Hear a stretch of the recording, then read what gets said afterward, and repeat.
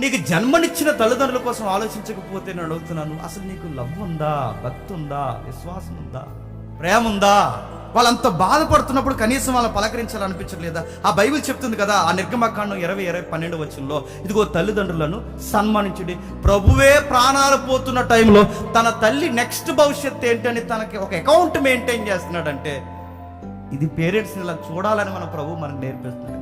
చాలా మంది అడుగుతున్నాను, ఉద్యోగాలనే ఉండిపోకండి, పేరెంట్స్ని కూడా పట్టించుకోండి. సంపాదన ఉండిపోకండి, పేరెంట్స్ని కూడా పట్టించుకోండి.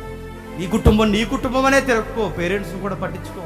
కుటుంబాన్ని చూడు, కుటుంబాన్ని పోషించు. ఎందుకంటే బైబిల్ దేవుడు సామెతలు ఎలా అన్నాడు, నీ తల్లి మృదుమయందు ఆమెను నిర్లక్ష్యం చేయకి వయస్సు ఆడుతూ నేను ముద్దాడుతూ క్లీన్ చేసిందామె. నువ్వు ఎన్నో విషయాల్లో నువ్వు అశుద్ధమైన పనులు చేస్తే ఎత్తుకుందామే. నువ్వు పక్కన పడుకున్నప్పుడు నువ్వు టాయిలెట్ పోసిన సిరాకు పడలేదు ఆవిడికి వయసు అయిపోయింది, నేను ఎంతో ఆదరించింది, రమ్ము పాలు ఇచ్చింది, రక్తాన్ని తన కరిగించింది, రెక్కల కష్టం మీద మోసి దీన్ని చేసిన ఆమెను వృద్ధాప్య మంది వదిలేస్తే పుణ్యం అనుకుంటున్నావా? నిన్ను ఎవరైనా సుప్రీంకోర్టు అడుగుతుంది లేదు నాకు తెలియదు కానీ, ఎరా మీ పేరెంట్స్ చూస్తున్నావు లేదని నీ సుప్రీంకోర్టు నిన్ను అడుగుతుంది లేదు నాకు తెలియదు కానీ, చెప్పండి, సుప్రీం అడుగుతాడు, సైన్యములకు అధిపతియకు యెహోవా అడుగుతారు. ఎడ్రా మీ అమ్మను కనీసం వృద్ధాప్యలో కూడా పట్టించుకోవట్లేదంట. ఎరా జేమ్స్ నిన్నే అని అడగడం అనుకుంటున్నారా? ఖచ్చితంగా అడుగుతాడు.